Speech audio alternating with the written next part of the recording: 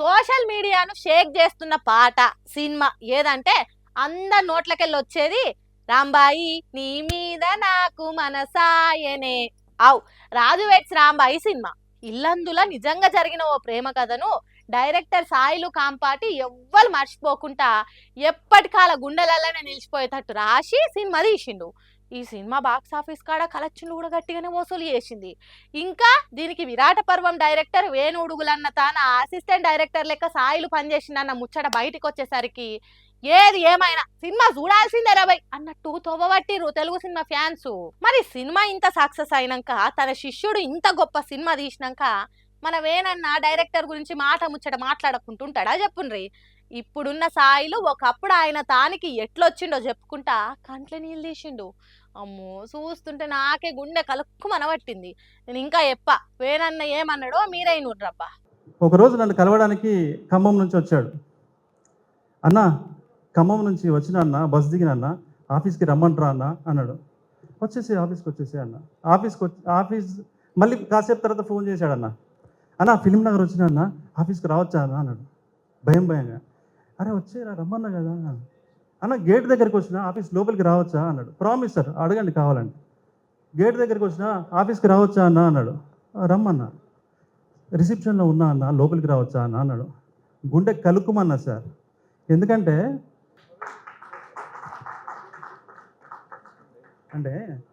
Same నాలాగే అనిపించాడు sir. అబ్బాబ్బాబ్బా ఏమన్నా ఎమోషనల్ స్టోరీయా. ఇంటుంటే సినిమా ఇండస్ట్రీకి పోవాలంటే కష్టాలు ఎట్లుంటాయో భయం అవుతుంది.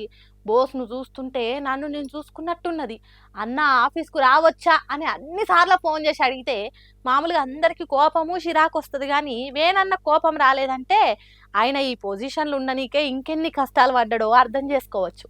ఇట్లా రాజు వెడ్స్ రాంబాయి సినిమా డైరెక్టర్ ఎంత అమాయకుడో చెప్పుకొచ్చిండు. ఏదైతే ఏంది తనను నమ్మి వచ్చినందుకు ఎంట నిలబడ్డాడు. మంచి హిట్ అందుకునేటట్టు అందించిండు. ఈ సొంటోళ్ళని కదా ఇప్పుడున్న యూత్ కోరుకునేది. ఇట్లా కొత్తోళ్ళని ఎంకరేజ్ చేస్తే ఇంకా మంచి మంచి సినిమాలు తీస్తారు.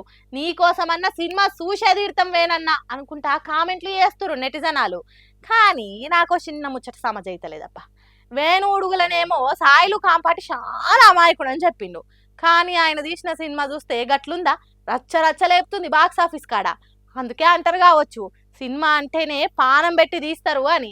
సరే నేనైతే రాంబాయి నీ మీద నాకు మనసాయనే అనే పాటను సీట్ల ఊసోకుంటా కీకలు పెట్టుకుంటా చూసిన. ఇంకా సినిమా చూడనో లెవెలని ఉంటే జల్దీ పోయి చూడు రబ్బా. మన సొంటోళ్ళ కోసమే కదా టికెట్ రేట్లు కూడా అగో చేసిర్రు. పట్నంలో నీళ్ళ బాధలు ఎట్లుంటాయో ప్రత్యేకించి చెప్పక్కర్లేదు. దొరికిందే మహాప్రసాదం అన్నట్టు జాగ్రత్తగా చూసి వాడుకోవాలి. ఒక్కరోజు నల్ల రాలేదంటే కథం ఆగమే. ఇక ఎక్కడి పనులు అక్కడనే ఆగిపోతాయి. కానీ కొందరు మహానుభావులు తాగేతందుకే నీళ్లు రేవురా దేవుడా అంటే అవితోని బండ్లు అడుగుతుర్రు. ఇన్ని రోజులు అంటే నడిచింది, కానీ ఇప్పుడు అట్లా లేదబ్బా. ఏమైతుంది పిల్ల నువ్వు మరీ చెప్తావు అంటే గిది చూడుండ్రి. చూసిరు కదా జరిమానా ఎంత వేసిరో, దేనికేసిరో కూడా చూడు. సమజైందా ఏమైందో కథ. మన జలమండలి ఎండి అశోక్ రెడ్డి బంజారా హిల్స్ రోడ్ పొంటి పోతుంటే రోడ్ నంబర్ 12 ఒక ఆయన సర్కార్ అందిస్తున్న మంచినీళ్ళ పైప్ తోని కారు కడుక్కుంటా కానొచ్చిండట. ఖాతం ఇక ఎంబటే దగ్గరికి పోయి మీరు చేస్తున్న పనిని అసలు తాగే నీళ్ళను ఇట్లా ఖరాబ్ చేసే పద్ధతేనా? తాగనీకి కూడా కొందరికి చక్కగా నీళ్ళు అందుతలేవు. అసోంటిది మీరు ఇట్లా నేలపాలు చేసుడు సరైన పని కాదు. మిమ్మల్ని చూసి అందరు ఇట్లనే చేస్తారు. ఇక చేసిన తప్పుకు జరిమానా కట్టు అని నోటీసు పంపి 10,000 ఫైన్ వేసిండు. ఇట్లా ఎవరైనా తాగే నీళ్ళను వేరే అవసరాలకు వాడితే అందరికి ఇదే శిక్ష అని సోషల్ మీడియాలో పెట్టిర్రు ఈ ముచ్చట. జరా చూసి వాడుకోర్రి. నీళ్ళ కరువు వస్తే ఆ బాధలు ఎట్లుంటాయో తెలిసిందేనా? ఏమంటున్నా?